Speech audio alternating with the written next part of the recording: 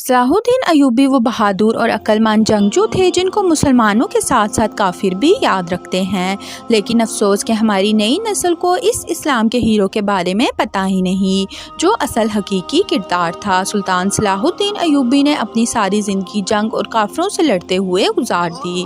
سلطان صلاح الدین ایوبی عراق میں پیدا ہوئے۔ شروع میں صلاح الدین ایوبی نور الدین زنگی کے ہاں فوجی افسر تھے۔ صلاح الدین ایوبی نے مصر، یمن، شام، موصل، حلب کو فتح کیا۔ سلطان صلاح الدین ایوبی کی سب سے بڑی فتح بیت المقدس ہے۔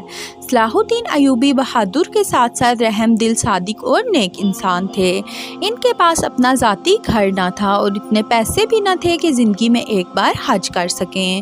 جب آپ کا انتقال ہوا تو کفن اور تدفین کے پیسے بھی نہ تھے، لیکن اس وقت کے خلیفہ نے یہ اخراجات برداشت کیے۔ آپ 57 سال کی عمر میں دمشق میں انتقال کر گئے۔